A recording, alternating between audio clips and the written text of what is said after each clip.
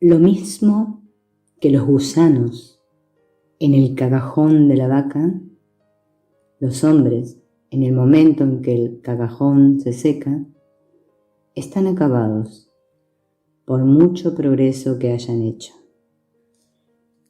La palabra Advaita es sinónimo de no dualidad. El Vedanta Advaita no es ni una filosofía, ni una religión, ni una mezcla de ambos.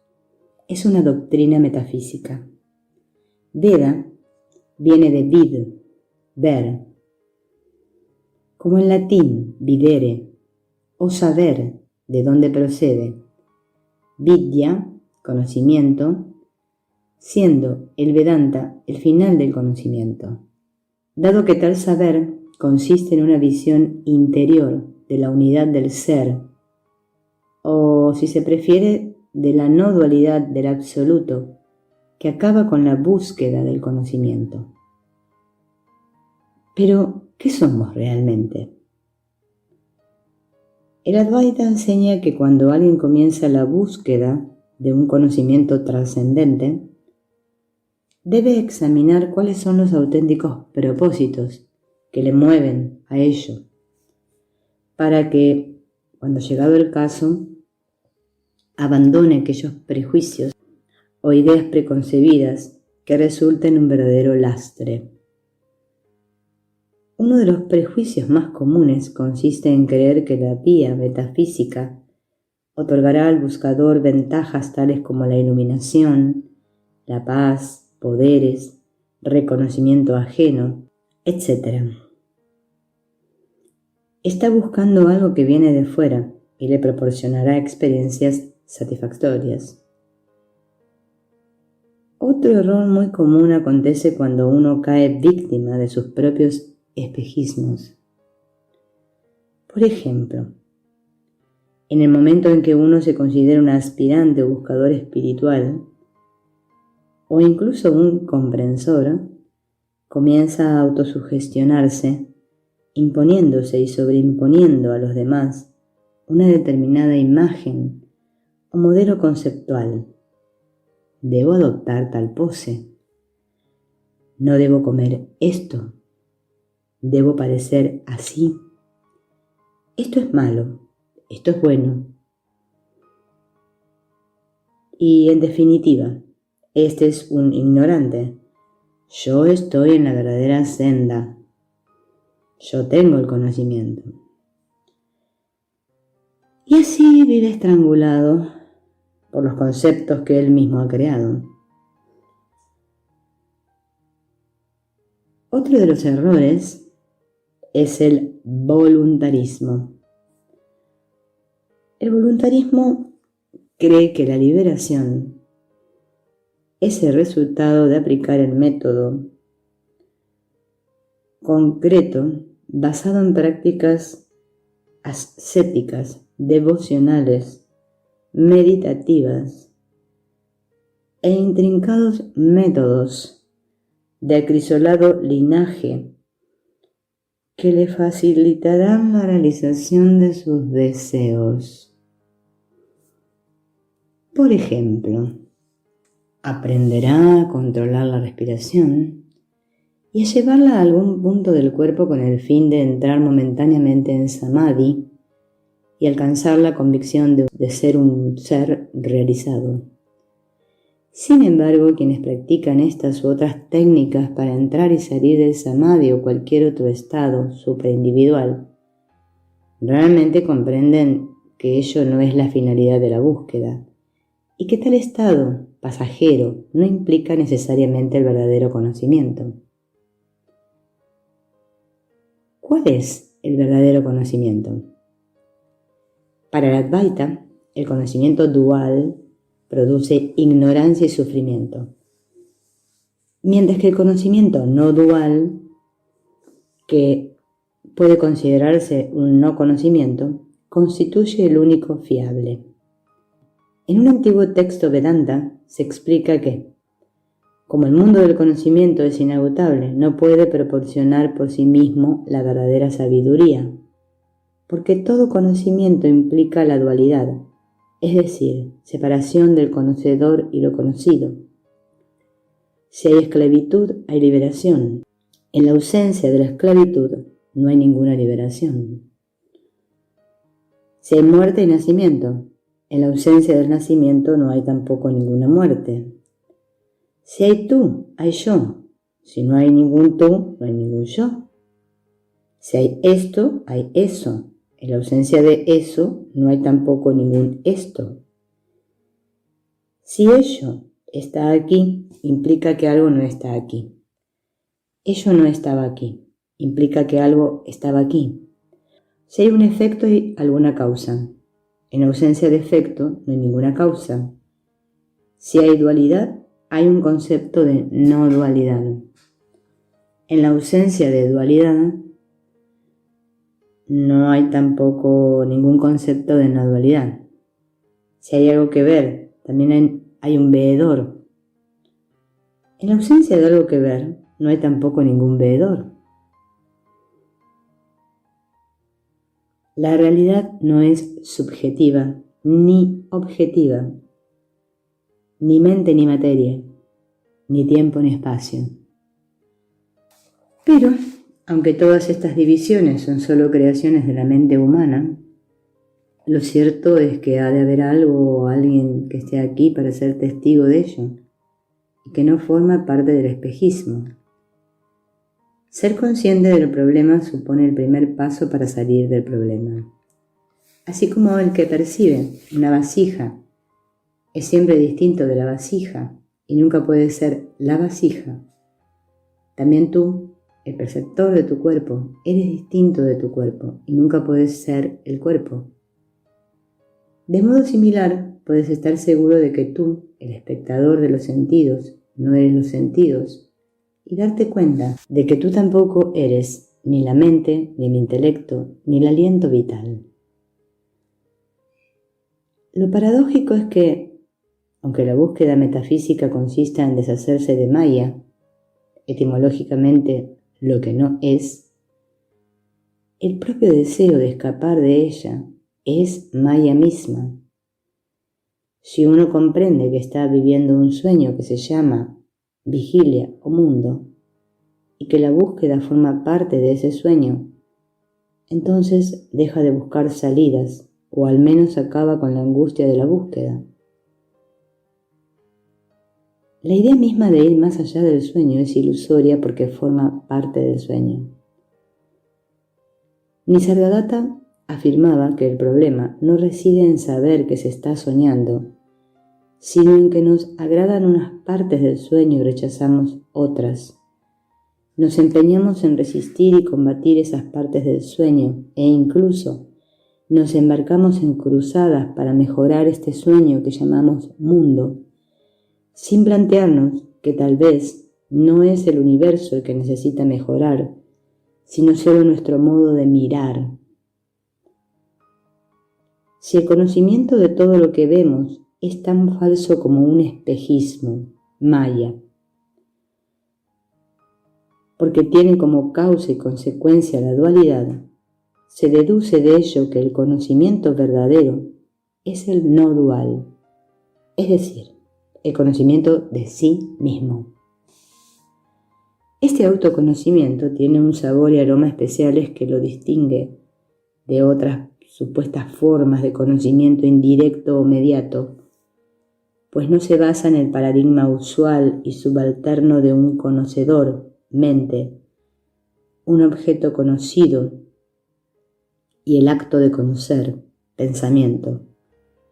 Por el contrario, el conocimiento no dual es directo e inmediato porque, siendo el sujeto su objeto de conocimiento, prescinde del pensamiento para situarse en otro dominio del ser. Unos lo llaman nous, otros intelecto puro, otros atención o autoconciencia, otros yo soy. Sea como fuere, es un estado, todo lo superior o trascendente que se quiera, pero al fin y al cabo es un estado más. Llegados a este punto, nuevamente hay que dejar constancia del pánico, por no decir horror, que el buscador siente cuando se habla de rebasar, sublimar o aniquilar la mente.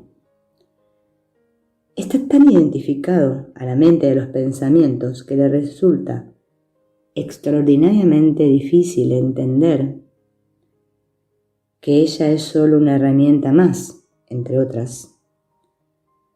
Generalmente entiende como progreso espiritual algo así como la potenciación de la mente y el desarrollo de sus poderes parapsicológicos y mentales.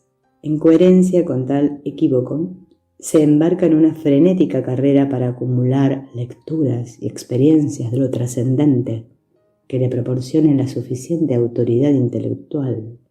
Pero, primeramente debe averiguarse si lo que se está buscando es un conocimiento que, siendo aceptable para la mente, pueda ser objeto de apropiación y exhibición ante los demás, para que reconozcan su superioridad. Y en ese caso ha de comprender que esa clase de conocimiento no consiste más que en repetir lo que previamente se ha leído o escuchado, que la mera erudición solo llenará la mente de innumerables conceptos que reforzarán la vanidad. Por el contrario, en el ámbito metafísico no se trata de conocer, sino de ser. No se trata de potenciar la mente, sino de trascenderla para que no obstaculice otro instrumento que se considera superior, la conciencia. Para la Advaita, la erudición en sí misma no afecta a la vía metafísica si se pone al servicio de la búsqueda de la verdad. No lo es si conduce al deseo de ser admirado, se alimenta el espejismo de la dualidad, es decir, el hecho de suponer que hay un alguien, una identidad individual que conoce o sabe, y otros que no saben. Por lo tanto, el progreso no consiste en acumular conocimientos y experiencias, sino por el contrario en desapegarse o desprenderse de todo aquello que se considera una adherencia extraña a la verdadera naturaleza del ser, espíritu, sí mismo, Atman. El organismo que usualmente creemos que somos, es decir, el cuerpo-mente, no es más que una adherencia momentánea y pasajera que no es en sí mismo. Cada organismo cuerpo-mente posee unos condicionamientos latentes que han de ser conocidos, reconducidos y finalmente sublimados. En la India, tales condicionamientos o latencias psicomentales son denominadas vasanas, impregnaciones o residuos que, como hoy diríamos, tienen su origen en la memoria genética y en el entorno cultural. En tanto que nuestras vasanas o deseos latentes no estén debilitados, el organismo cuerpo-mente continuará errante y disperso. Si se trata de que el jinete, nuestra naturaleza real, dome el caballo, vasanas del cuerpo-mente, para que le ayude a desplazarse rápidamente hacia su destino, ¿en qué consiste la doma? Una cosa parece clara: no consiste en forzar o violentar nada. En la India se suele poner el ejemplo de la vaca que se escapa del establo y se va a pastar a los campos vecinos. Si se la fuerza a permanecer en el establo, volverá a escaparse. Pero si se la alimenta con buen pasto, finalmente se la puede dejar en libertad, porque solo querrá el forraje del establo. Similarmente, la mente, que está acostumbrada a prestar atención a los objetos externos debido a la fuerza de los vasanas latentes, que se manifiestan como pensamientos, si es educada adecuadamente, acabará por dejar de prestar atención a Maya y se centrará en el sí mismo.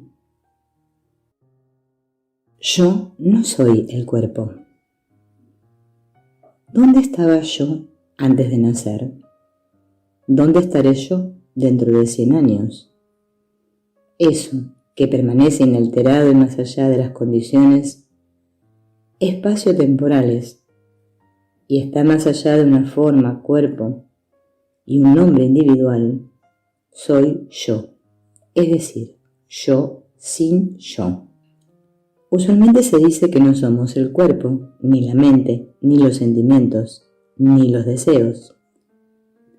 Pero esa misma reflexión, negación, neti, sigue siendo un proceso conceptual. Ciertamente no hay nada malo en la idea yo soy el cuerpo, siempre y cuando se comprenda que no somos solo un cuerpo o una mente que tiene un nombre y que nació en tal fecha.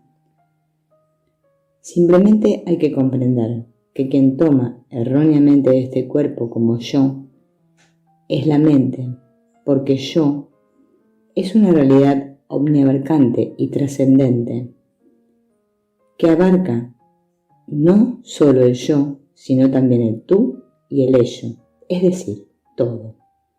Y por tanto, también es nada. A la pregunta, ¿quién soy yo?, el Advaita suele responder con la metáfora del cuenco con agua que es de vuelta al lago o del riachuelo que vuelve al mar. ¿Puede alguien distinguir cuáles son las aguas de los diferentes ríos que confluyen en el mar?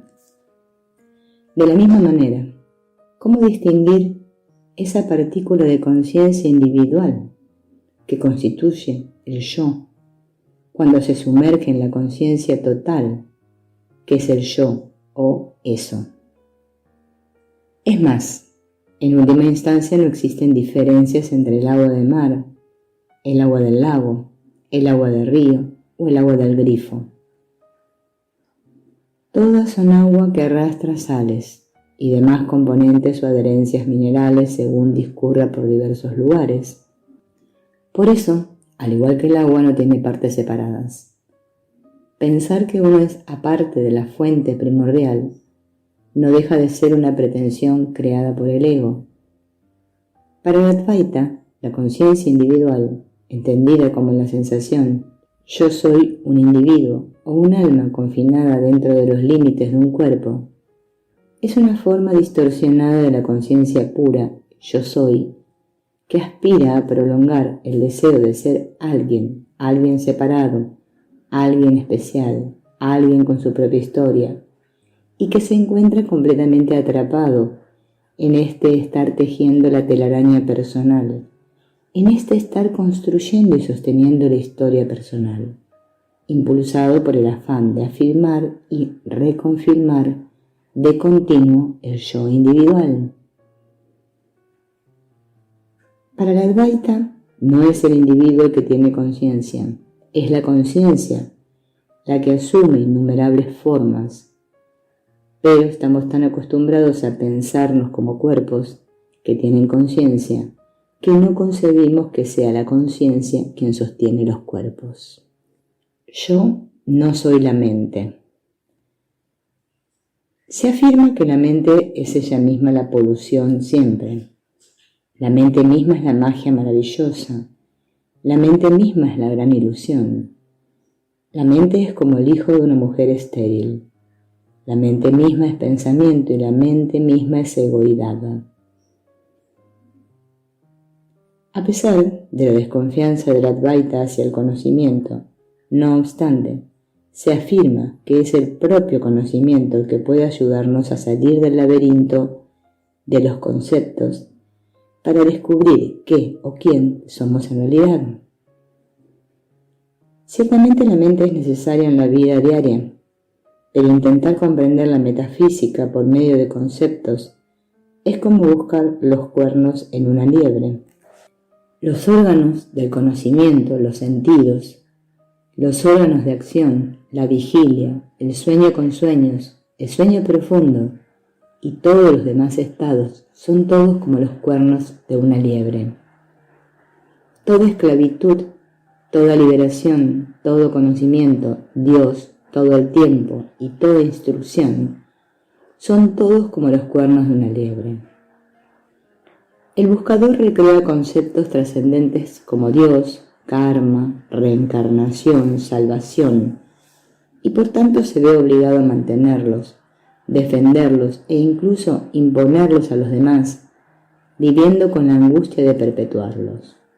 No obstante, siendo el mundo, nuestro mundo, una mera proyección de nuestros pensamientos, la cuestión sería más bien cómo salvar tal mundo de nosotros mismos. El paso principal consiste en comprobar experimentalmente que la mente no es nada más que el pensamiento yo, es decir, que la mente y el ego son lo mismo. La mente es un paquete de pensamientos. Los pensamientos surgen debido a que hay un pensador. El pensador es el ego. El ego, si es buscado, se desvanecerá automáticamente. El ego es el pensamiento raíz del que surgen todos los demás pensamientos. ¿Qué hay por encima de la mente? O, empleando el lenguaje Advaita, ¿quién observa la mente? ¿Quién es testigo de los pensamientos? Sin duda, la conciencia. Pero yo no soy conciencia. Una de las aportaciones más trascendentes de la mística de la India es la experiencia de la conciencia testigo, es decir, la conciencia desprendida de las adherencias psicomentales, físicas y de sus condicionamientos genéticos y culturales individuales. Mientras la conciencia se involucra en los pensamientos, la mente parece tener su propia autonomía. Pero cuando retiramos la atención de todos los pensamientos, descubrimos que la mente no es nuestra última realidad. Hay vida más allá de la mente. Todos experimentamos el hecho de pensar, incluso podemos ser testigos de pensar. Es decir, ser conscientes de que estamos pensando. Pero podemos dar un paso más cuando somos conscientes de que somos conscientes. En ese momento se produce un bucle que detiene el flujo mental y nos sitúa en un estado de autoconciencia o de conciencia pura. Allí no hay pensamientos, o si quedan, son observados con total desapego y neutralidad. Pero inmediatamente también observaremos nuestra incapacidad para permanecer estables en dicho estado, porque los pensamientos requieren nuestra atención. Ese estado de conciencia individual, yo soy, libre de pensamientos, es lo que en la terminología religiosa se denomina alma, y constituye la puerta o preliminar hacia el estado de conciencia universal e ilimitada, yo soy, que es lo que se llama espíritu, corazón, núcleo del alma o Dios. Y se la llama Dios porque tal conciencia yo soy es la fuente original de la que surge la dualidad, es decir, Dios, mundo, creador, creación. Este hecho explica que el nombre del Dios, Brahma, proceda de Brahm Aham, literalmente yo soy. Así el Mahavakya, o gran dicho, yo soy Brahman, significa precisamente yo soy, yo soy. Ello coincide con el secreto nombre de Dios que aparece revelado a Moisés en Éxodo. Yo soy el que soy, cuya importancia se deduce del hecho de que es la única vez que en la Biblia un nombre de Dios aparece en mayúsculas, y en el Evangelio de San Juan y en otras partes de la Biblia se dice que antes de que Abraham fuera, yo soy, colocándose ese yo soy al final de la frase para acentuar el significado de yo soy pretendido por Jesús.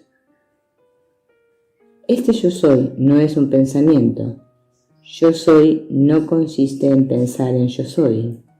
Por eso conviene distinguir entre el yo como puro sí mismo y el pensamiento yo soy. Una cosa es experimentar la autoconciencia o yo soy y otra cosa es pensar que yo soy.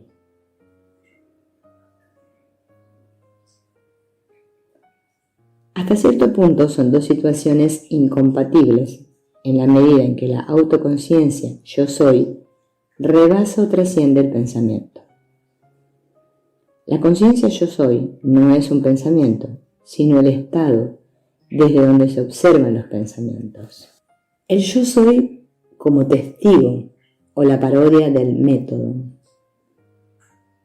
¿Cómo dejar de ser la rata en el laberinto? ¿Cómo acceder al interior del corazón? Hridaya.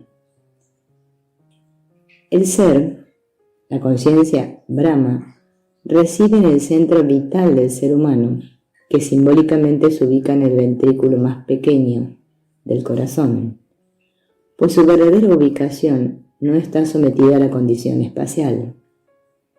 Por eso se explica que Atma, cuando toma el dominio de la existencia individual, es Jivatma, Jiva, vida, o sea, la vida de Atma, y que es más sutil o pequeño que un grano de mostaza. Pero ese pequeño grano es más grande que la tierra, dominio de la manifestación física, más grande que la atmósfera, dominio de la manifestación sutil, más grande que el cielo, dominio de la manifestación informal, y más grande que todos estos mundos juntos, más allá de toda manifestación, puesto que es incondicional. Sin embargo, aparentemente la conciencia universal se ha identificado con un cuerpo individual, de modo que mientras esta identificación persista, solo pensaremos en beneficiar a esta pseudo-personalidad.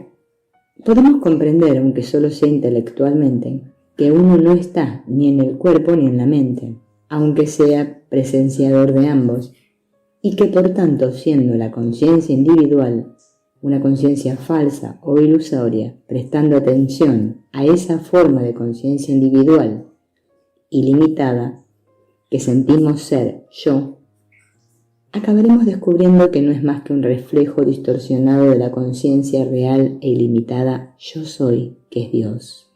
Así, cuando se comprende que todo lo que vemos es solo el funcionamiento de la conciencia universal y que no hay realmente ninguna entidad individual, desaparece el problema de la liberación, del nacimiento o de la muerte, e incluso el del hacedor que hace algo.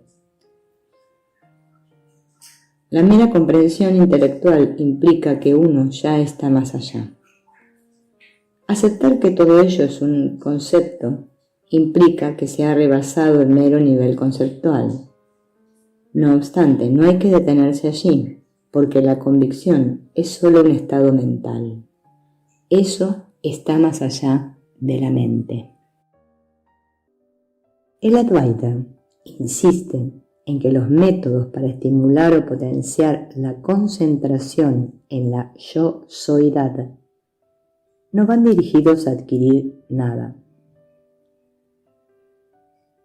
Por lo tanto, hay que censurar, por falsos, esos planteamientos que incitan a aumentar el foco de conciencia o a crecer espiritualmente, que convierten el Atman en un objeto móvil sometido a todo tipo de condicionamientos.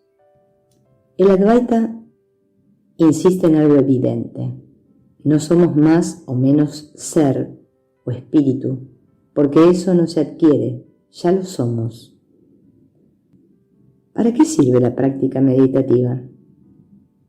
Los maestros del Advaita concuerdan en afirmar que ningún método puede llevar a la verdad o al sí mismo. A lo más, el método puede contribuir a disciplinar la mente durante un cierto tiempo. Ramana enseñaba que la realización de sí mismo no admite progreso porque si ello fuera algo a obtener en el futuro, habría la misma posibilidad de que se pudiera perder. La verdadera finalidad de la práctica no se encamina, por tanto, a tomar conciencia del ser que ya somos, sino a desenmascarar a quien no somos, a desalojar o desprenderse de las adherencias genéticas y culturales, vasanas. La paradoja de todo esto es que la propia práctica ya forma parte del yo soy y puede convertirse en un apego más o vasana. Por eso se dice que la práctica puede producir atletas o campeones de la beatitud cegados de orgullo espiritual. Y por eso también se dice que en última instancia el objetivo de la práctica reside en rendirse a la evidencia de que ningún esfuerzo te acerca a eso y que por tanto la práctica solo se mueve en el ámbito de la dualidad, que es el de yo soy. Una de las convicciones más importantes que sobrevienen tras la incesante práctica meditativa consiste en comprender quién es el que busca y qué es lo que se busca. Luchamos instintivamente y creemos que eso sirve de ayuda, cuando en realidad es esa lucha en sí misma lo que constituye el problema.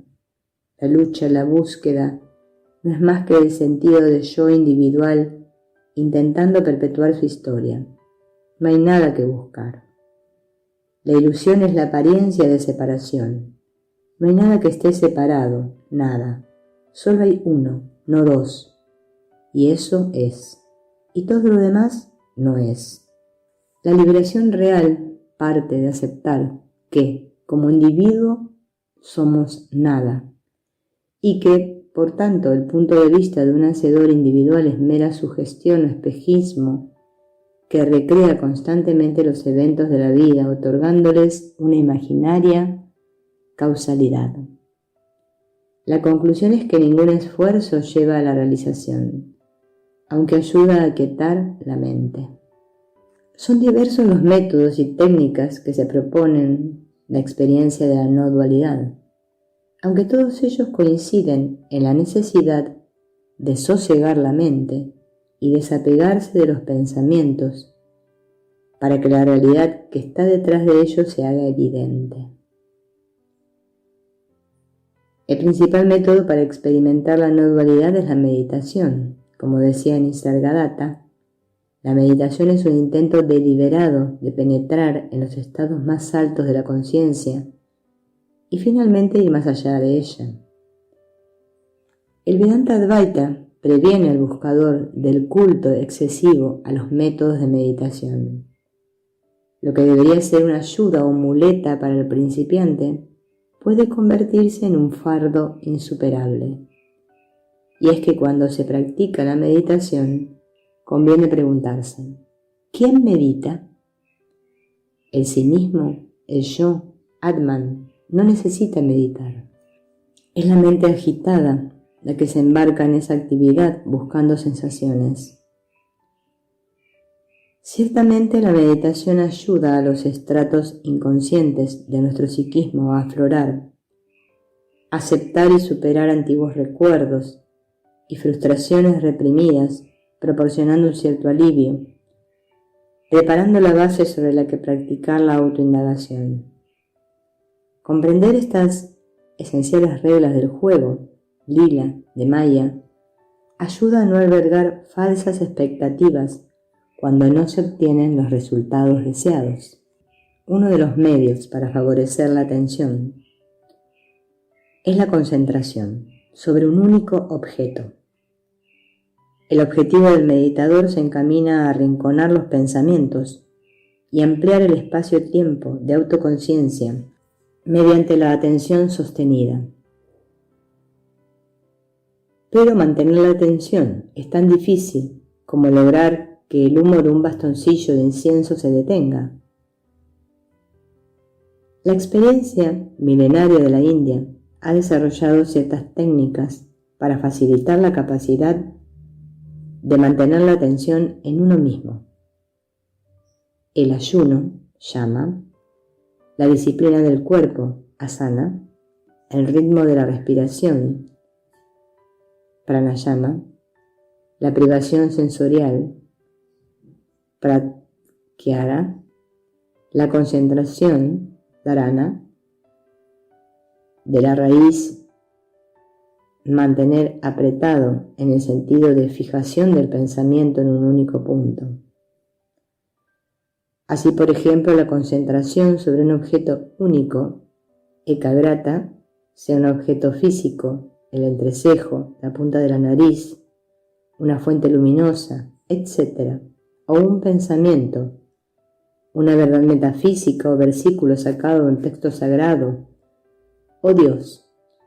tiene por finalidad la suspensión momentánea de la actividad de los sentidos, indriya, la actividad del subconsciente, samskara, y de los pensamientos. Al concentrarse o adherirse a un único pensamiento, se facilita el alejamiento de los demás pensamientos y poco a poco la mente deviene más atenta. También por la disciplina de la respiración o pranayama, el hombre profano deja de respirar de una manera rítmica y se concentra en un determinado ritmo de notables efectos psicomentales. También la repetición incesante del nombre de Dios o de palabras sagradas, mantra japa, por ejemplo, aum, ayuda a controlar la mente, sobre todo si son practicadas con devoción y convicción. En la India son especialmente venerados los 4 Mahavakyas, o grandes dichos, contenidos en cada uno de los 4 Vedas. El Mahavakya del Rigveda es Prajnanam Brahma, es decir, la conciencia pura es Brahman. El del Yajur Veda es Aham Brahmasmi, que significa yo soy Brahman. El del Sama Veda es Tat Vam Asi, que significa ello, tú eres. Y el de Atharva Veda es Ayam Atma Brahma, que significa este sí mismo es Brahman. Con esta y otras técnicas, muchos sadhakas pretenden activar la kundalini, los chakras, etc., con el fin de obtener poderes o cierto tipo de ventajas psíquicas o mentales.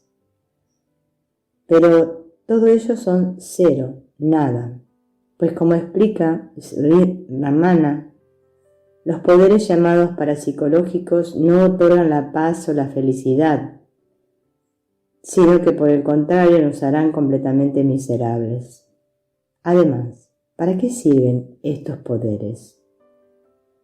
El presunto mago Siddha desea exhibir los siddhis, poderes, para que otros le aprecien. Busca reconocimiento, y si el aprecio no viene no será feliz. Debe haber otros que le aprecien, y hasta puede encontrar a otro que posea más poderes. Eso le pondrá celoso y generará infelicidad. Resulta evidente que la experiencia de la no dualidad no puede basarse en presupuestos que aceptan la dualidad. Quiere poderes para ser admirado. Pero, ¿quién hay sino Brahma? ¿Quién quiere poderes sino el ego? ¿Ante quién quiere exhibirse? El sadhana debe rechazar esos espejismos mágicos, solo deseables para los ignorantes. En todo caso, las técnicas, aunque solo provocan una inmersión temporal de la mente, ayudan a experimentar el gozo de morar en el estado de conciencia libre de pensamientos y, por tanto, ceban la mente para que continúe con su práctica de autoanonadamiento. La meditación en Yo Soy. Una de las principales revelaciones de la práctica meditativa es que cuando prestamos atención a los objetos externos, tal atención adopta la forma de pensamientos. Pero cuando prestamos atención a la sensación de ser, la atención permanece como ser. Ciertamente este hecho no debe ser un pensar en nosotros, sino un prestar atención a Yo Soy, que provoca que la mente se dé vuelta como un calcetín, hasta que podamos observar el asombroso hecho de que nuestro pensamiento cesa y permanece en el estado de solo ser. Mientras que en la meditación convencional se requiere de un objeto sobre el cual meditar, en la meditación Yo Soy hay solo el sujeto sin el objeto. O si se prefiere, el sujeto hace de sí mismo su objeto de observación, hasta que paulatinamente experimenta que no hay sujeto ni objeto, sino solo observación impersonal. El punto de partida es nuestra constatación de que somos, existimos, o dicho en otros términos, nuestra sensación de presencia consciente. La meditación es, nada más y nada menos, que prestar atención a esa sensación de presencia que está obstruida por una cortina de pensamientos. La meditación es rechazar toda experiencia y ser en el estado sin experiencia. Es importante insistir en que la atención a esa sensación de sí mismo ha de ser efectuada de forma paciente y sosegada, eliminando cualquier sobreesfuerzo o violencia. Es atención sin tensión. Cualquier esfuerzo físico o intelectual en este sentido lo es siempre de cuerpo-mente. La verdadera meditación, como la verdadera presenciación, es siempre sin esfuerzo. Por tanto, no se trata de combatir los pensamientos, sino de no prestarles atención. Enfrentarlos sería como querer apagar un fuego con gasolina. Si se les combate, eso mismo les da vida. Simplemente basta con darse cuenta cada vez con mayor frecuencia de que acontezca lo que acontezca, acontece debido a que yo soy. No es necesario dejar de pensar, sino dejar de estar interesado en los pensamientos. Y ello solo se consigue al experimentar que somos conciencia, que está más allá, presenciando los pensamientos. Es el desapego a los objetos externos, es decir, a los pensamientos, lo que proporciona la fuerza y convicción necesarias para recorrer la vía metafísica. A la pregunta, ¿es útil el pensamiento yo soy Dios? Ramana respondía que no, porque yo soy lo que yo soy. Yo soy es Dios. No pensar yo soy Dios. Realice yo soy y no piense yo soy. Está escrito, sabe que yo soy Dios y no piensa que yo soy Dios.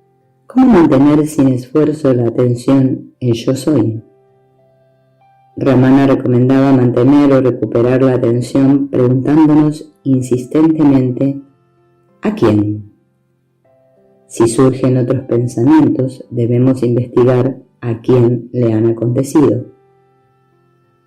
Por muchos pensamientos que surjan, ¿qué importa? Tan pronto como aparece cada pensamiento, si investigamos vigilantemente a quién ha acontecido, a mí será claro.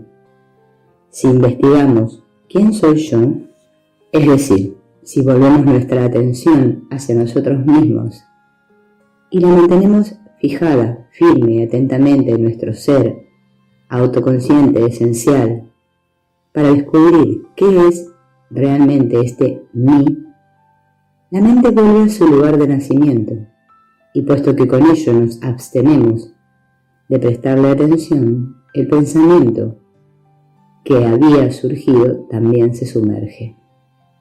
Afirma Vedanta Advaita que siendo de sí mismo espíritu, la única realidad existente, el yo individual que creemos que somos, es una entidad errónea que asume una falsa identidad al apropiarse de los objetos.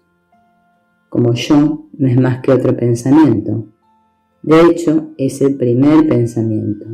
Cuando surgen otros pensamientos, el pensamiento yo se apropia de ellos y asume que yo pienso, yo hago, yo quiero, recreando una historia personal hecha de apropiaciones, de recuerdos y expectativas.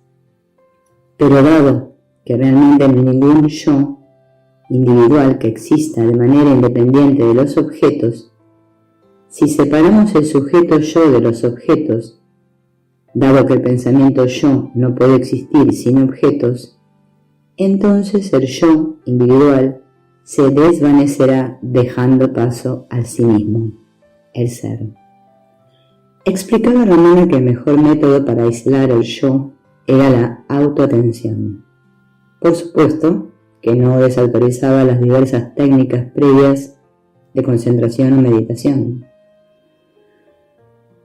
pero siempre teniendo en cuenta que, como todas ellas se mantienen en la dualidad sujeto-objeto, deben ser abandonadas en algún momento de la práctica, pues la meditación requiere un objeto sobre el cual meditar, mientras que en la autoatención, vichara, hay solo el sujeto sin el objeto. ¿Cómo se practica o en qué consiste el método de la autoatención vichara? Para solventar las continuas distracciones provocadas por los pensamientos, Ramana proponía un sencillo método auxiliar que consistía en preguntarse a uno mismo: ¿a quién me ha venido ahora mismo este pensamiento? Tantas veces como hiciera falta para volver a centrar la atención en la sensación yo.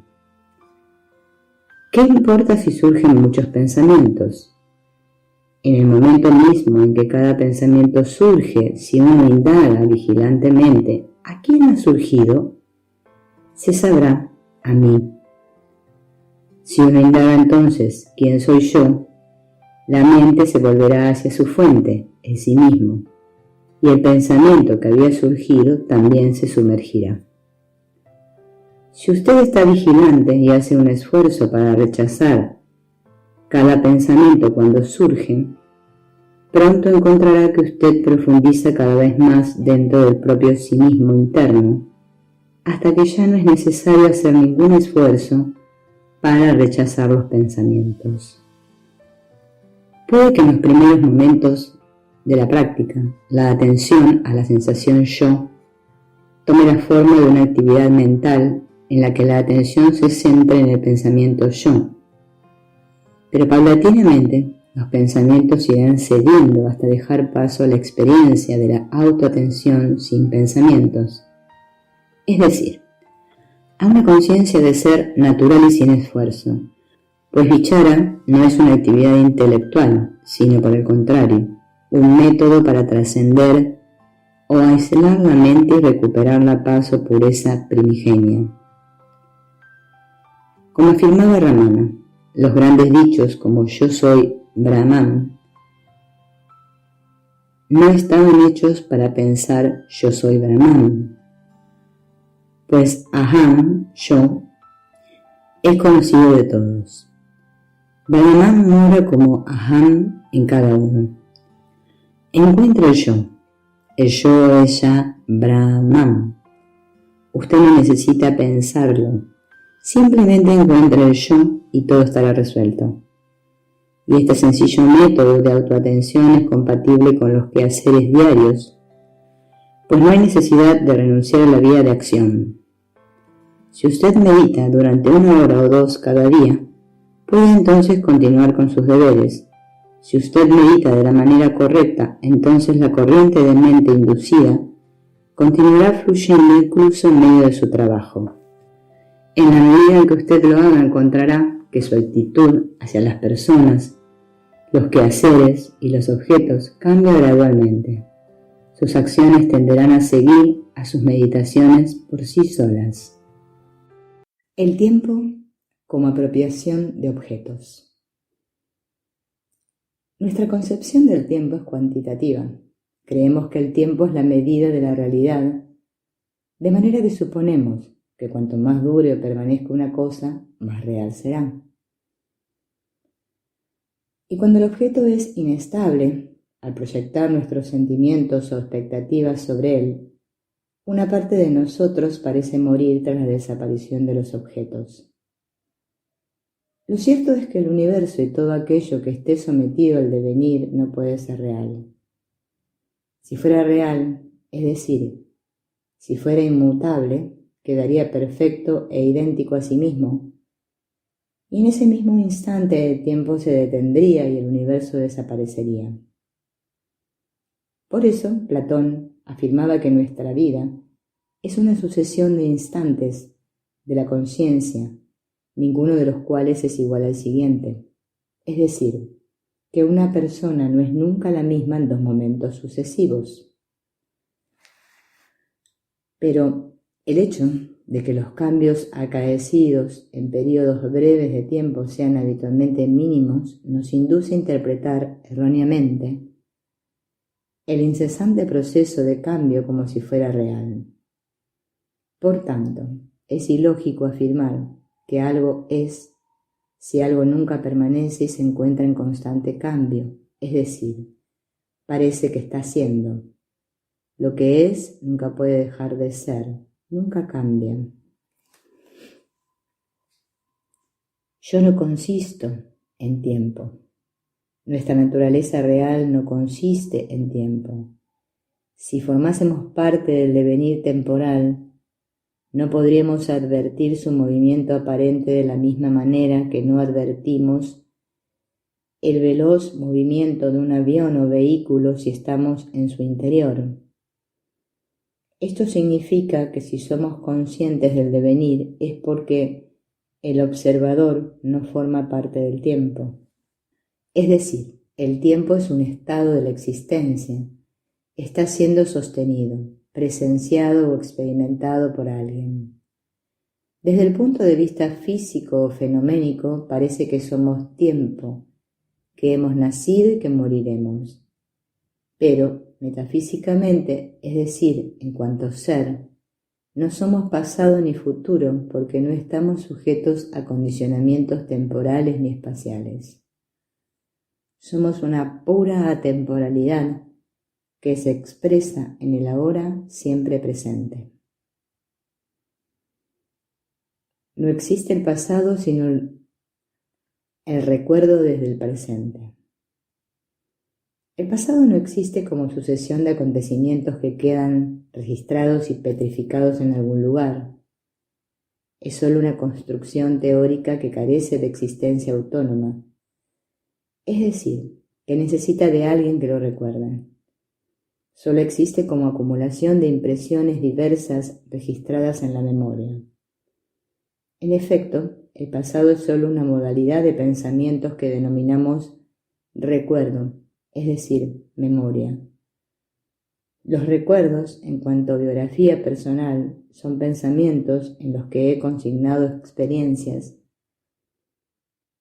que básicamente consisten en deseos, recuerdos del placer y temores, recuerdos del sufrimiento. Los hechos del pasado no quedan archivados en algún lugar, ni siquiera en el cerebro humano, siguiendo un orden cronológico. Es la mente la que al evocarlos desde el ahora, ordena secuencialmente los recuerdos confiriéndoles un determinado sentido. La continuidad es, por lo tanto, otra ficción creada por la memoria. Por eso, toda sucesión de acontecimientos es sólo una selección arbitraria y fragmentaria de pensamientos con los que la mente construye una cadena aparentemente lógica de recuerdos a los que atribuye una causalidad. El tiempo es secuencial, la intemporalidad es simultánea. Balzac explicaba esto con el ejemplo de los miles de fotogramas de una descomunal película, expuestos sobre una gran pared de cientos de metros de alto por cientos de metros de largo. Mientras que la conciencia pura puede presenciar en su justa perspectiva todos los fotogramas simultáneamente, percibiendo su unidad esencial, la mente especulativa necesita acercarse a la pared para ver los fotogramas de manera que, incapaz de percibirlos todos, irá imaginando y recreando secuencias o historias a las que atribuirá una conexión temporal, un argumento lógico, en función de los recorridos visuales efectuados sobre los diversos fotogramas. Pero ese sentido o nexo causal es puramente ficticio o arbitrario porque está solo en la mente del observador. Para el individuo, los recuerdos personales que constituyen su pequeña historia le confieren una falsa sensación de continuidad. Así, el pasado nos proporciona la sensación de identidad y el futuro nos da la esperanza de una realización personal. Pero en rigor no existimos en el pasado, solo existimos en el ahora, de modo que es la memoria lo que configura la personalidad del individuo. O dicho de otro término, sin memoria del pasado y sin expectativas en el futuro, el individuo se anonada porque el yo lo es en la medida en que tiene pasado y futuro. Fuera del ámbito temporal ordinario, la sensación de identidad queda suspendida. En definitiva, el sentido del yo no puede permanecer en el ahora, porque en el presente no hay sentido de apropiación de recuerdos ni de expectativas. Cuando los recuerdos se colectivizan o socializan, lo llamamos historia general, historia local, historias de todo tipo. Tales historias no son más que una hilazón subjetiva de determinados acontecimientos. Incluso los llamados restos o documentos de valor arqueológico lo son en la medida en que los pensamos y valoramos en el ahora. Es decir, los interpretamos y utilizamos con las categorías mentales e ideológicas del presente. El pasado es una construcción artificial efectuada desde el presente. Toda historia es siempre presentista. No existe el futuro sino las expectativas desde el presente. El pensamiento solo puede nacer y desplegarse en el tiempo. Su actividad principal consiste en imaginar proyectos, plantearse objetivos. Su esencia es el mañana. Despliega su estrategia y actividad esperando obtener resultados en el mañana. Sin embargo, el futuro es un presente imaginado. El futuro es un pensamiento por el que una persona orienta las actividades o expectativas realizadas en el ahora, esperando obtener un resultado. Pero el futuro no existe más que en la mente, porque cuando ese supuesto futuro llega, siempre será ahora. De hecho, buena parte de las frustraciones del hombre actual se debe a su obsesión por evitar vivir el presente y mantener la mente preocupada en un futuro imaginado, es decir, viviendo con la esperanza de obtener resultados mañana. Ese es precisamente un terreno fértil para el ego, porque los objetivos y las metas necesitan tiempo para ser realizados y dan la oportunidad a la mente especulativa para diseñar sus planes, disfrutar con los proyectos, el desarrollo de la ejecución y obtener satisfacciones tras su consecución. Sin embargo, el concepto futuro es solo una estrategia de reafirmación de la mente para evitar afrontar el presente, porque sabe que allí ha de ceder el control a la conciencia pura.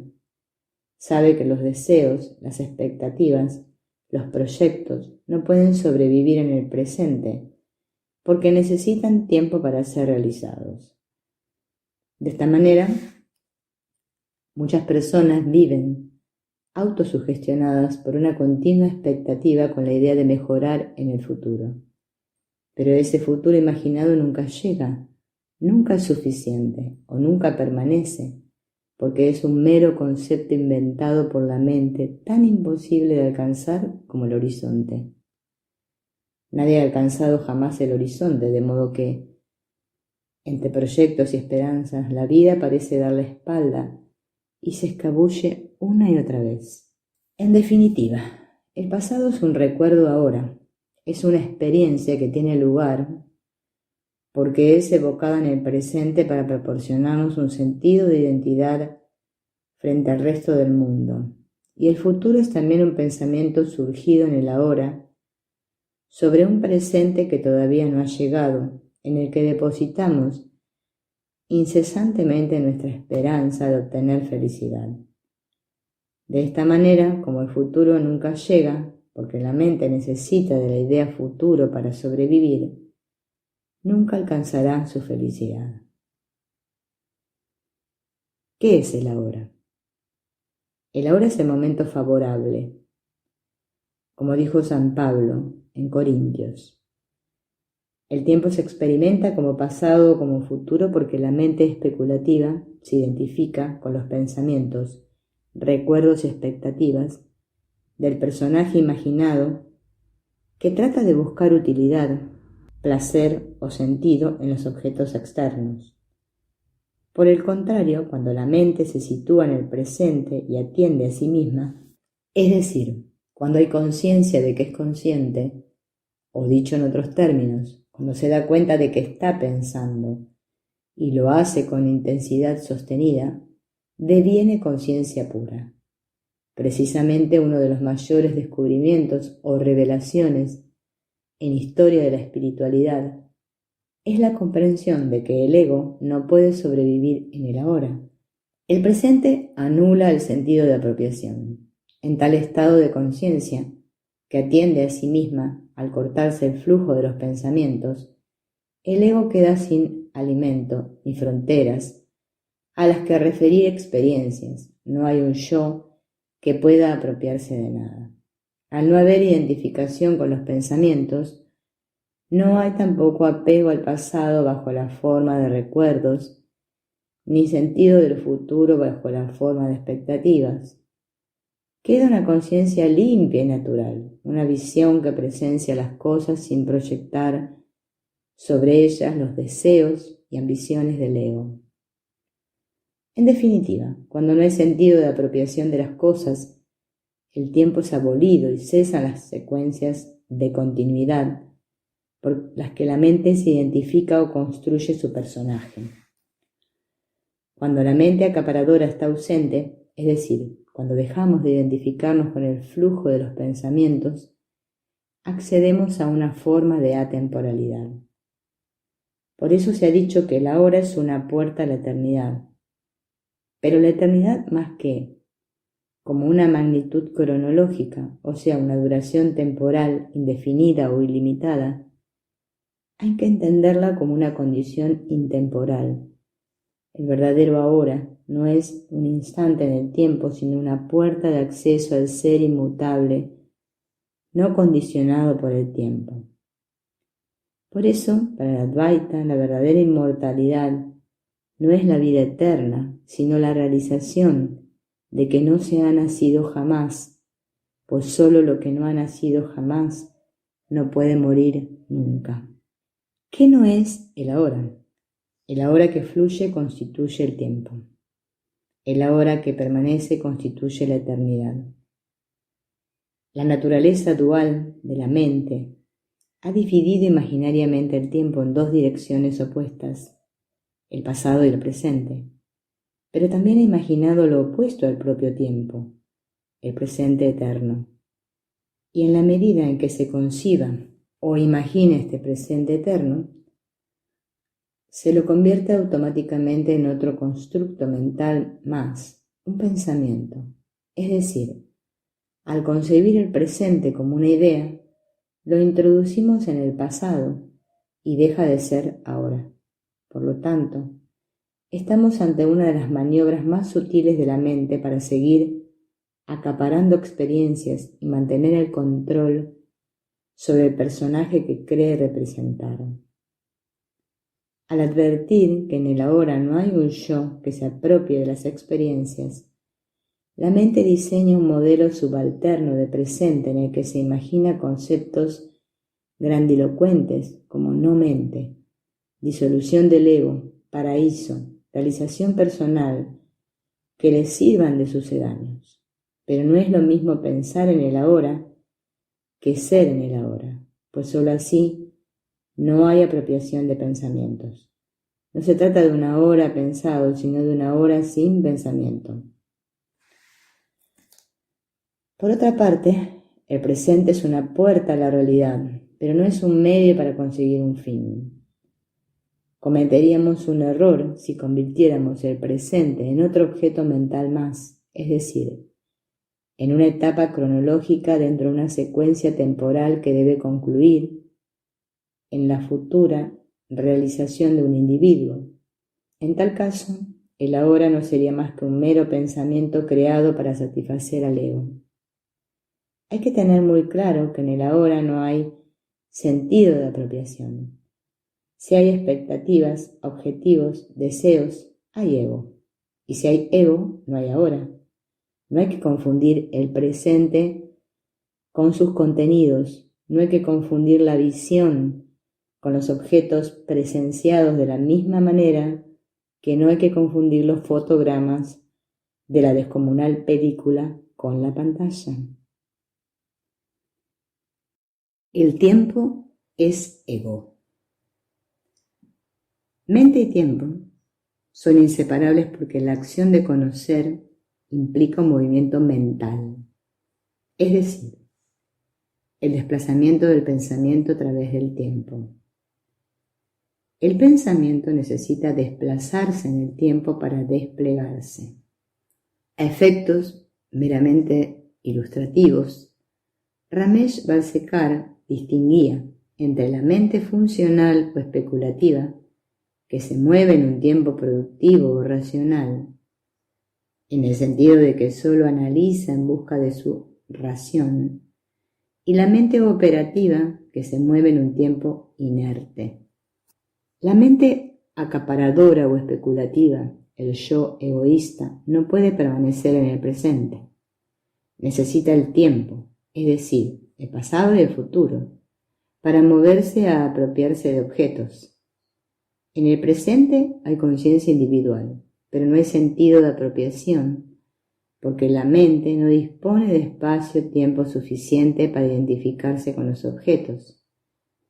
O dicho en otros términos, si se estrecha la franja temporal de la conciencia, el ego se debilita y acaba por fenecer. La mente especulativa se mueve en un tiempo productivo en el que toda acción busca un resultado cuyos beneficios han de ser aprovechados. Dos son los elementos característicos de la mente especulativa. Hay sensación del devenir del tiempo y hay sentido de apropiación de los objetos.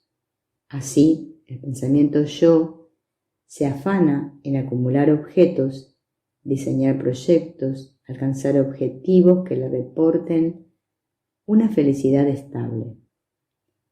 Pero, como los objetos son mudables, el placer que proporciona es efímero, lo que provoca en la mente una ansia insaciable por acaparar objetos.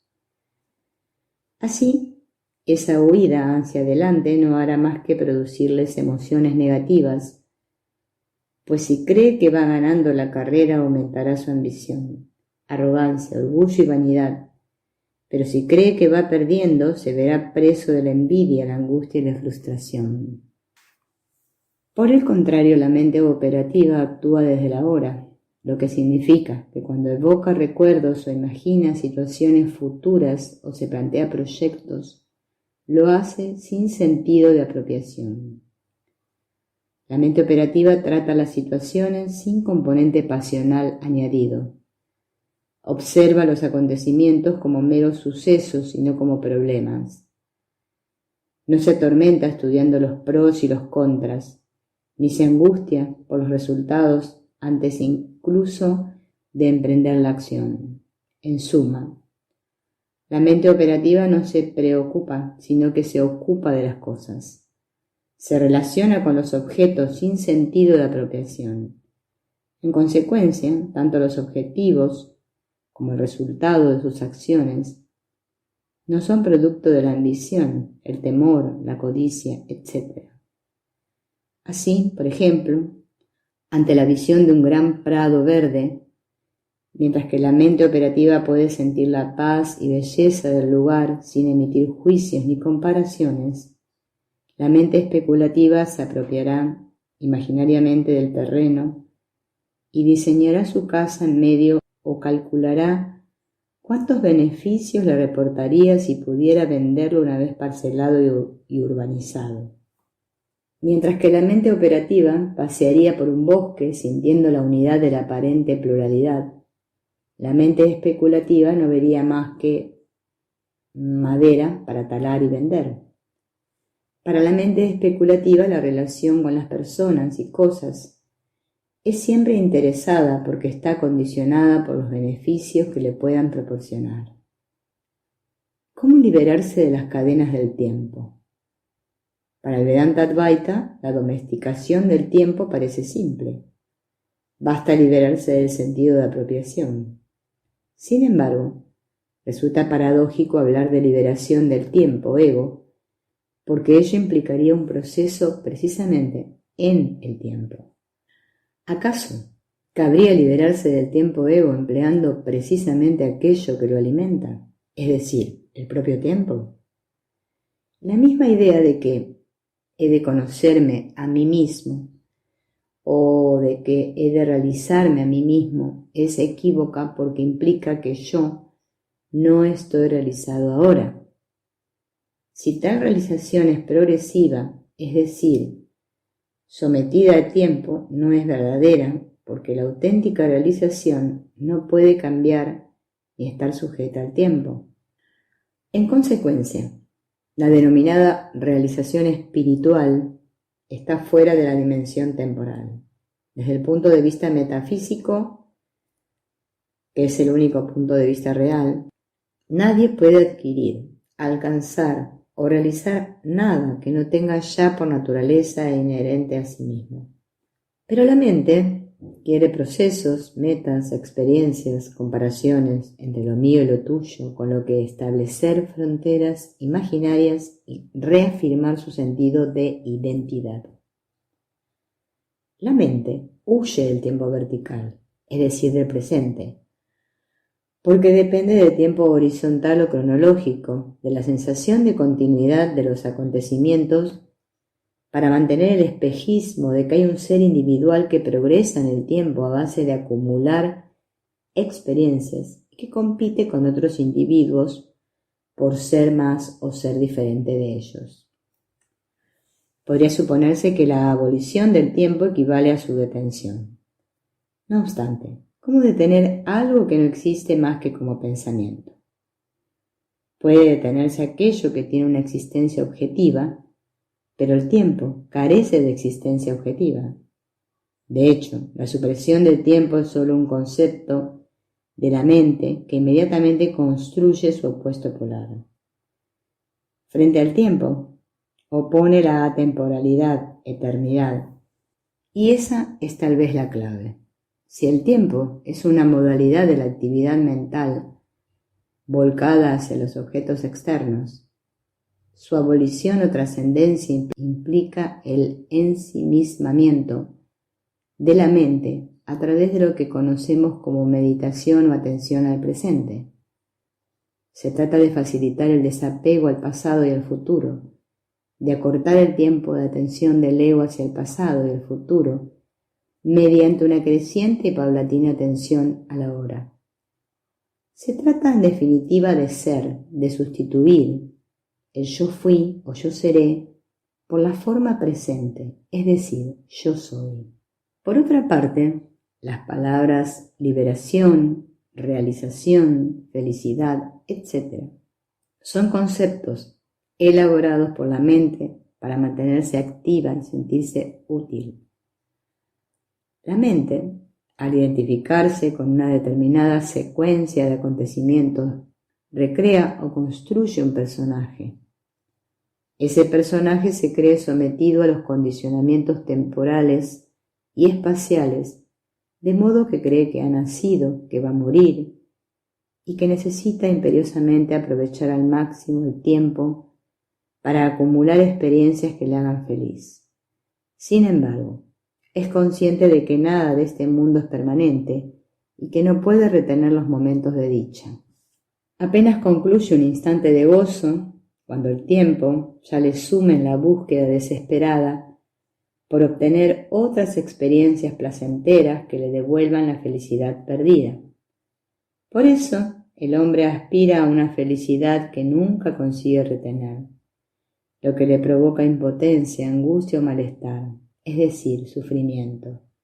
Así, los días transcurren en medio de la frustrante dualidad del placer y del sufrimiento.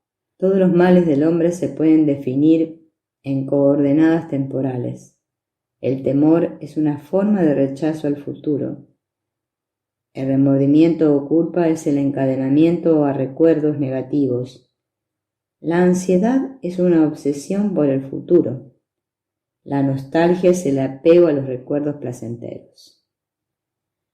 Como ya advertían los antiguos, el tiempo es la comarca de la dualidad. No puedes bañarte 2 veces en el mismo río.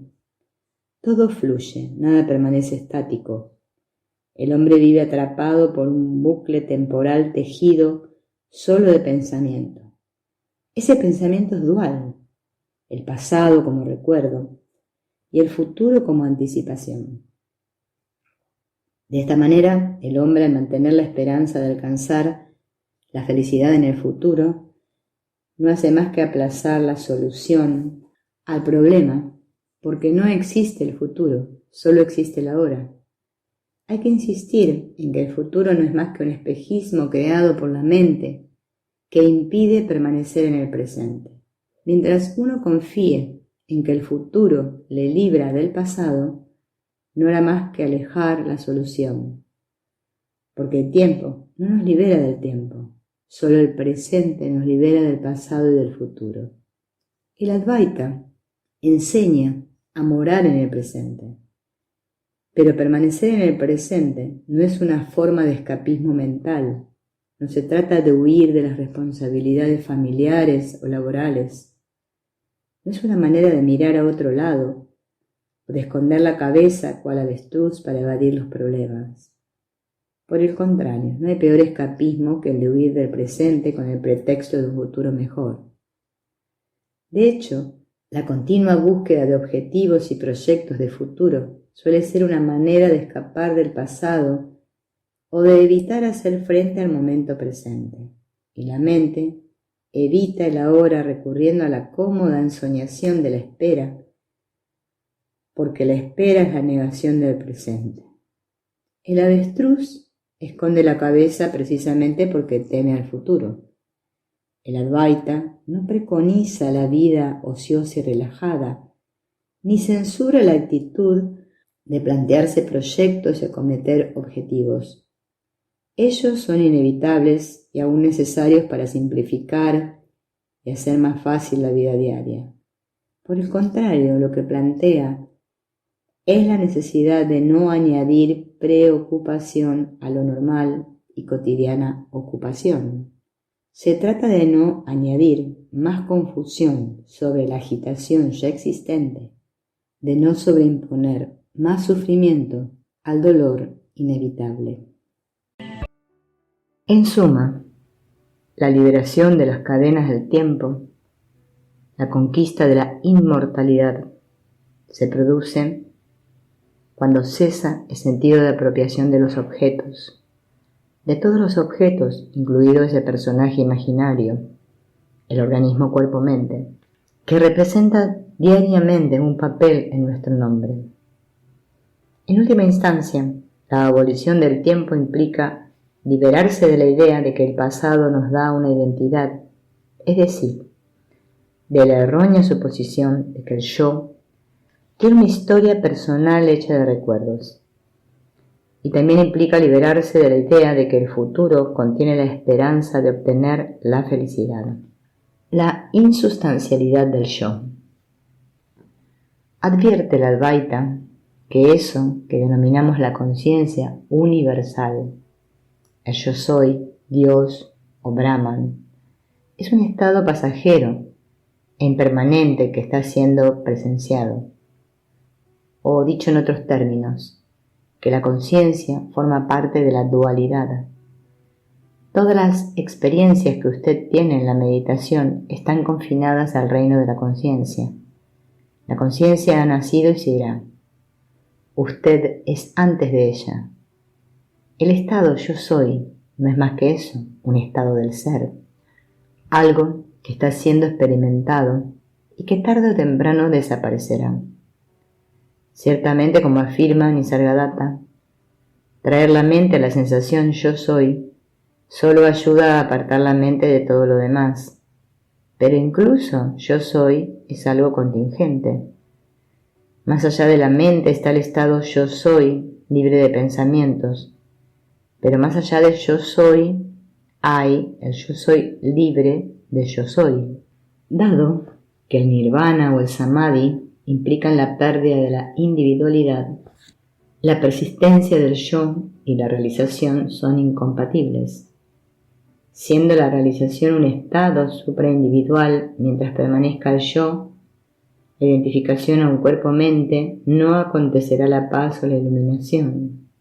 Patanjali definía el estado de dhyana, expresión que origina la palabra zen, como una corriente de pensamiento unificado, lo suficientemente sostenida como para penetrar más allá del velo de la mente y permanecer en el estado de conciencia libre de pensamientos.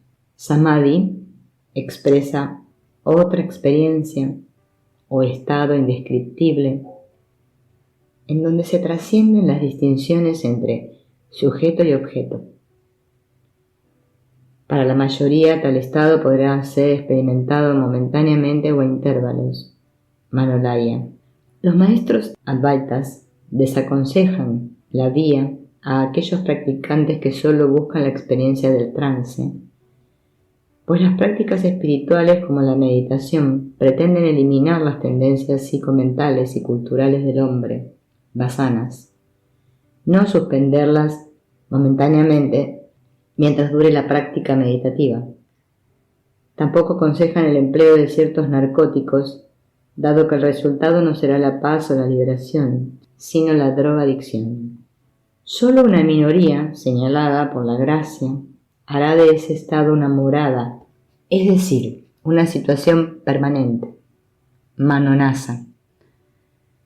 Consecuentemente, el denominado despertar espiritual puede ser un espejismo de la conciencia, si tal realización implica la dualidad de un sujeto que busca realizar algo o de un sujeto realizado y un sujeto no realizado. Y no hay que olvidar que como la llamada realización, iluminación o comprensión no es un proceso ni una experiencia que pueda tener lugar en el tiempo-espacio, si llevamos esta idea a sus últimas consecuencias, llegaremos a la conclusión de que la misma idea de liberación o beatitud es solo un concepto exclusivo del mundo de la conciencia. Más allá de la conciencia, no hay liberación o realización, porque en la unidad no cabe diferencia alguna entre un ser iluminado y un ser no iluminado.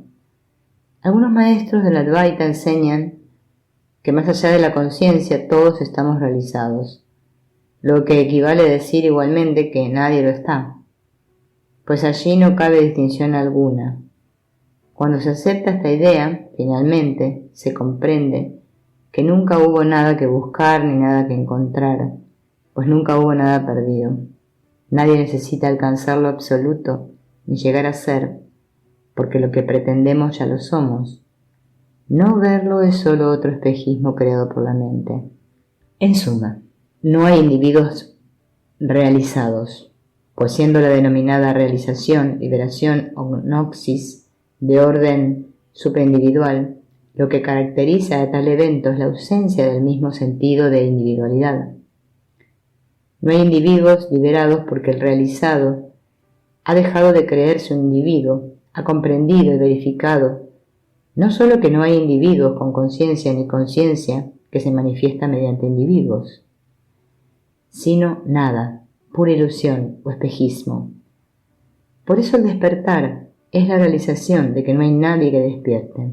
En suma, en la medida en que la realización implica la superación de la individualidad, no puede haber un yo que pueda reivindicar ese estado. Afirmar yo estoy realizado es una contradicción en los términos, dado que la liberación es un estado supraindividual, más allá del yo. Y por eso mismo, en un tal estado transpersonal, no cabe hablar de experiencia de Dios o experiencia de la conciencia. ¿Qué hay más allá de la conciencia? ¿Quién presencia la conciencia? Erróneamente, suponemos que la conciencia es el estado final o el no estado más allá de todo estado condicionado en el que la conciencia está observando la conciencia. Lo cierto es que yo soy el espíritu, Dios, no es la realidad suprema porque se encuentra limitado al tiempo. Por el contrario, la yo-soidad forma parte del espejismo universal. Ahora bien, debe quedar claro que no estamos ante una forma de panteísmo o inmanteísmo, pues aunque Dios está en las cosas no son Dios. Brahma contiene y penetra la manifestación, pero es distinto de ella, pues todos los seres están en mí y yo no estoy en ellos. Mi ser soporta a los seres sin que esté en ellos. Ciertamente, se afirma que el Dios, que pueda llamarse Dios, no es un verdadero Dios, aunque se le apliquen atributos tales como omnipotencia, omniscencia y omnipresencia.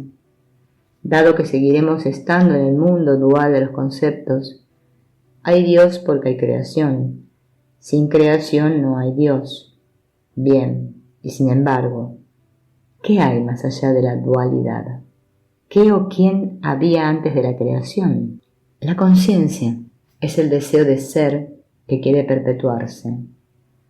Su cualidad es el deseo de vivir y mantenerse creando las condiciones adecuadas para proseguir su actividad en el mundo. De hecho, la felicidad supuestamente más alta, Sat Chit Ananda, es una forma de felicidad superior que, sin embargo, no es permanente. Es solo un estado de la conciencia. Sat Chit Ananda, ser conciencia, beatitud, es en efecto un estado de felicidad que, no obstante, sigue siendo un estado sujeto al tiempo-espacio, es decir, está siendo sostenido o presenciado por alguien mientras haya un cuerpo a disposición de la conciencia única. La llamada realización, en consecuencia, no tiene nada que ver con la conciencia, por muy única o universal que sea. Se parece más bien a un estado neutro, sin cualidad ni forma. Un estado de no mente, donde la supuesta individualidad es permanentemente cero, nada. Por tanto, a la pregunta, ¿hay una realidad superior a la conciencia? El Vedanta Advaita contesta afirmativamente. Más allá de la conciencia está para Brahman, lo absoluto. Pero como lo absoluto está más allá de toda experiencia, no puede ser concebido ni explicado por la mente. Lo absoluto no puede ser experimentado. No es un asunto objetivo. Toda manifestación, todo funcionamiento, toda presenciación solo puede tener lugar en la dualidad. Bien es cierto que sujeto y objeto, aunque parecen ser dos, no son dos, son las dos puntas de la misma cosa.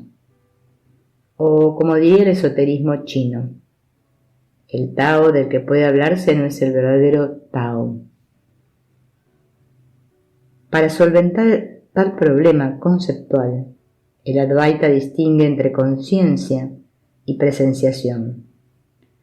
La conciencia pertenece al mundo de la dualidad y por tanto del ego.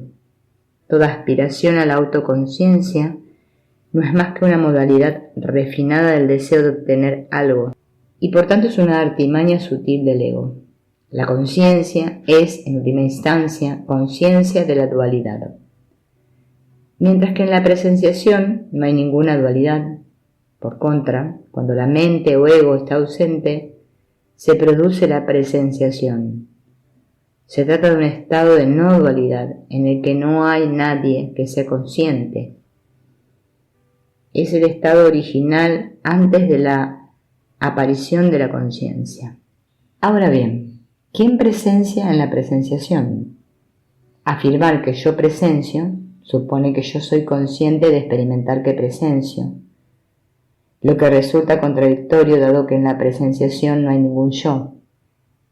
Ciertamente para presenciar debe haber alguien y algo que presenciar, y por tanto seguimos en el mundo de la dualidad. Presenciador, presenciado, acto de presenciar. No obstante, a falta de una expresión mejor, convencionalmente se utiliza la palabra presenciar para hacer referencia al supremo estado, al estado original, sin comienzo ni fin, inmutable y sin causa. A tal estado se le denomina Parabrahman, más allá de Brahma o más allá de yo soy, como concesión pedagógica. Algunos sabios han definido el estado natural de presenciación o autoconocimiento no dual como el cuarto estado, Turiya, para señalar que está más allá de los tres estados ordinarios de vigilia, sueño con sueños y sueño profundo. Así Turiya es el que presencia los otros tres estados. Sin embargo, cabría preguntar, ¿quién presencia Turiya? La mente puede imaginar otro testigo superior que trascienda al cuarto estado, Turiyatita, literalmente, más allá del cuarto estado. Pero tales conceptualizaciones, tan del gusto de la mente, son interminables porque, siguiendo ese camino, siempre habrá un nivel superior de presenciación. Y lo cierto es que denominarlo el estado sin estados, el estado más allá de los estados o el cuarto estado, Turiya, no deja de ser un absurdo, pues en rigor, como es anterior o superior a la mente, no puede ser descrito ni experimentado. Uno solo puede ser lo. Incluso, como matiza Nisargadatta, ni siquiera se puede ser lo en ese estado, porque se trata más bien de un estado que no es. Si no hay nada que presenciar, ni nadie que presencie, ni nadie que reivindique o se atribuya acción alguna, ¿deja de haber experiencias? No. La presenciación deviene un estado neutro en el que parece registrarse la presencia o la ausencia de experiencia. Pero como no hay un alguien que se atribuya la acción de experimentar, toda acción deviene impersonal. Ahondando en las diferencias entre conciencia y presenciación, Nisargadatta explica que no hay conciencia sin presenciación, pero puede haber presenciación sin conciencia, como acontece en el sueño profundo. La presenciación es absoluta, la conciencia es relativa, la conciencia es parcial y cambiante, la presenciación es total, sin cambio, calma y silente. La presenciación no es del tiempo. El tiempo existe solo en la conciencia. El Parabrahman no tiene comienzo ni fin, mientras que la conciencia tiene un comienzo y un fin. Lo absoluto, la presenciación, es el principio sustentador de la conciencia. La presenciación no se logra con esfuerzo ni atención, porque ello implica un movimiento en el nivel de la mente. Como mucho, estaremos pensando que practicamos el hecho de presenciar, en cuyo caso será la mente la que piensa que presencia. Pero entonces habremos vuelto a las redes de Maya. Dicho esto, el Vedantín, avesado, sabe que por mucho que afilemos los conceptos, estos no pueden dar de sí lo suficiente como para definir claramente el asunto de que se habla. En rigor, el concepto presenciación no deja de ser una concesión pedagógica para facilitar la comprensión de algo imposible de experimentar y que no refleja ni de lejos la naturaleza real del ser, de hecho, más que presencia. Nuestra auténtica realidad vendría definida más rigurosamente como ausencia, en el bien entendido que esa nada no es inerte. La experiencia de la presenciación es la experiencia de la nada. Algunas personas tienen una imagen bastante pintoresca de lo que es un sabio iluminado o un realizado, circunstancia que se explica en la proliferación de falsos maestros y de gurús impostores que se aprovechan de la buena fe de buscadores ingenuos. Es lamentable el espectáculo de esos falsos profetas, verdaderos egosaurios, que solo buscan alimentar con la adulación su propio espejismo. El mismo culto a la individualidad que exigen es ya una prueba palmaria de su hipocresía. De entrada, hay que indicar que un ñani, compresor de su naturaleza real, no se vanagloria de ello, pues si está más allá de la dualidad. ¿Ante qué otro quién podría presumir? ¿Cómo es un ñani? Mientras que el individuo común se identifica con el cuerpo-mente y es feliz o infeliz según cambian los acontecimientos diarios, el ñani solo presencia ecuánimemente sin estar interesado individualmente en lo que acontece. Mientras el mundo del hombre corriente está hecho de sueños y nada permanece, el mundo del ñani es real y nada cambia. Para el ñani, los 3 estados de vigilia, sueños con sueños y sueño profundo, son todos ellos un mero sueño. El mismo samadhi no es más que un tipo de sueño, explica el Ribhu Gita, que al que es de una sola naturaleza, el sí mismo en paz, vacío del pensamiento de que algo se ha separado, a ese tal que no tiene absolutamente nada, se le llama Jivan Mukta, liberado en vida. Nada de todo esto es mío. Yo no tengo ningún mérito. Yo no tengo ningún demérito. Yo no tengo ningún cuerpo. Yo no tengo nada auspicioso. Yo no tengo nada que ver. Para mí no hay ningún linaje. Para mí no hay ninguna raza. Para mí no hay ningún conocimiento. Para mí no hay ninguna existencia. Para mí no hay ningún nacimiento. Para mí no hay ningún envejecimiento. Para mí no hay ninguna fama. Para mí no hay ninguna filosofía. Para mí no existe ninguna vejez. Para mí no existe ninguna infancia. Para mí no existe ninguna muerte. Ante tal descripción se entiende la razón de que la experiencia de la presenciación pueda compararse a la experiencia de la nada.